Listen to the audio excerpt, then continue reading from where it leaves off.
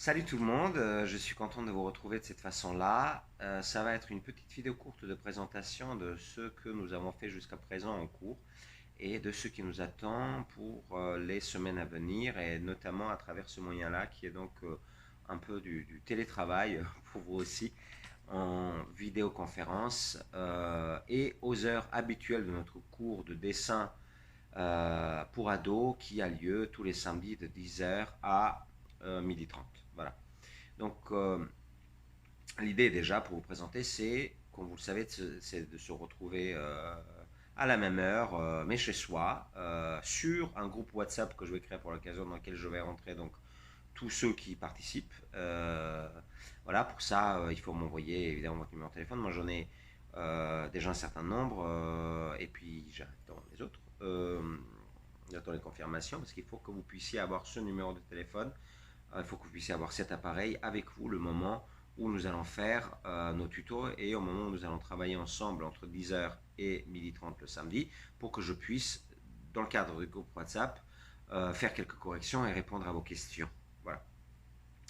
Pour résumer ce que nous avons fait jusqu'à présent, nous sommes axés sur deux choses principales. La première, c'était la construction en dessin. Comment est-ce qu'on construit un motif, un personnage, une composition, etc. à partir donc de lignes de force, de grandes directions, de grandes forces justement qui parcourent un dessin. Il peut y en avoir plusieurs à l'intérieur d'une même composition.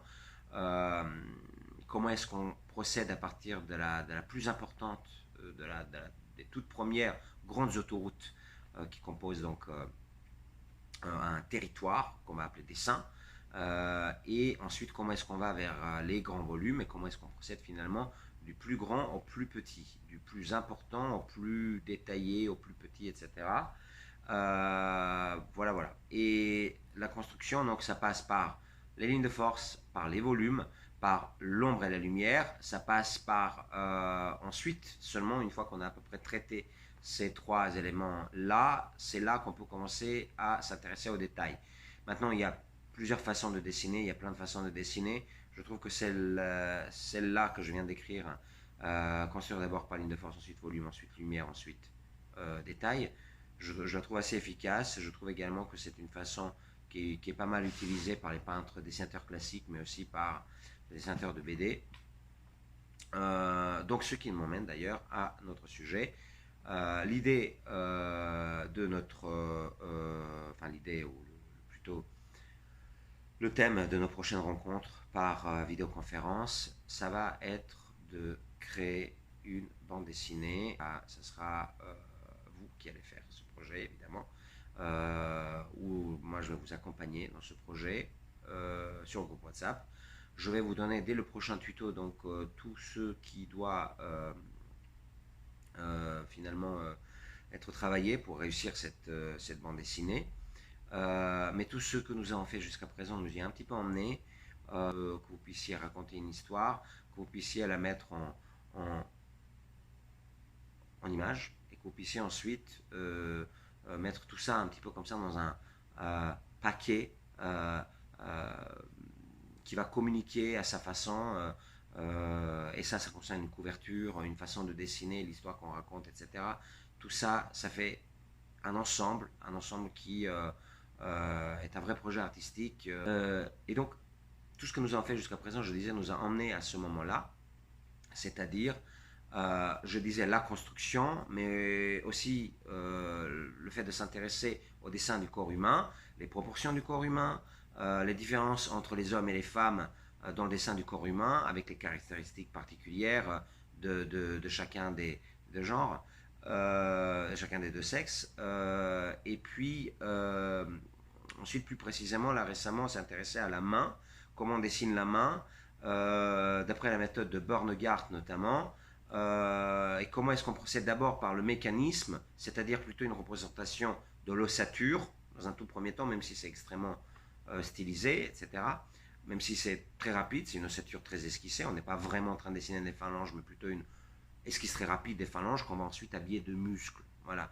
Donc comprendre comment fonctionne quelque chose par le mécanisme de l'ossature, et ensuite l'habiller avec des muscles. Ça, c'est la méthode de Bernegard et qui a fait ses preuves. Et la plupart des dessinateurs de comics américains se réclament beaucoup de Bernegard en disant que c'est vraiment quelqu'un qui les a beaucoup aidés, enfin sa méthode les a beaucoup aidés pour qu'ils puissent inventer n'importe quel personnage qui va de quelque chose ou quelqu'un plutôt de très anthropomorphe, donc qui a une forme humaine parfaite, et puis jusqu'à des trucs complètement fantasques, à la Alien ou tout ce que vous voulez, même plus compliqué que ça, parce qu'à chaque fois il y a toujours la même idée de d'abord imaginer un mécanisme qui passe par le squelette, et puis ensuite d'habiller ce mécanisme de chair et de volume qui permettent à la chose en question d'exister. Donc on avait vu ça un petit peu, donc notamment avec l'histoire de la main, et plus récemment là, on a regardé le dessin sur le vif. Alors le dessin sur le vif, l'esquisse sur le vif, c'est très important. Ça permet donc de presque prendre des notes, de quasiment photographier quelque chose. On n'a pas passé qu'une séance là-dessus pour le moment, mais c'est très important. Je ferai des piqûres de rappel justement là dans le tout premier tuto. Ça permet vraiment comme je disais, de photographier quelque chose, de saisir tout de suite une idée, toujours en se servant un petit peu des grandes directions, des lignes de force, etc., mais sans développer autant, en résumant les choses et en sautant, non pas les étapes, mais en faisant en sorte à ce que chacune des étapes dure, non pas 3 minutes, mais quelques secondes finalement. Donc vraiment, on ne relève jamais la main de son papier, on dessine de façon extrêmement rapide. Ça, c'est le dessin ou l'esquisse sur le vif. Sur le vif, c'est très important et ça va nous servir à créer nos storyboards. Ça, c'est les choses que nous avons vues jusqu'à présent. Et dans notre prochaine vidéo, je vais vous parler, qui va être donc la première vidéo de notre tuto sur la bande dessinée, je vais vous parler de comment est-ce qu'on démarre un projet de bande dessinée, de comment est-ce que vous allez démarrer votre projet de bande dessinée, et ça commence par l'histoire que je raconte, et j'ai des choses à vous dire là-dessus. Bisous à tout le monde, tenez-vous bien, mettez votre masque, toussez pas dans le visage de votre voisin. Il a dit, le président Macron, il faut tousser dans son coude. Je vous embrasse, à très vite, bisous.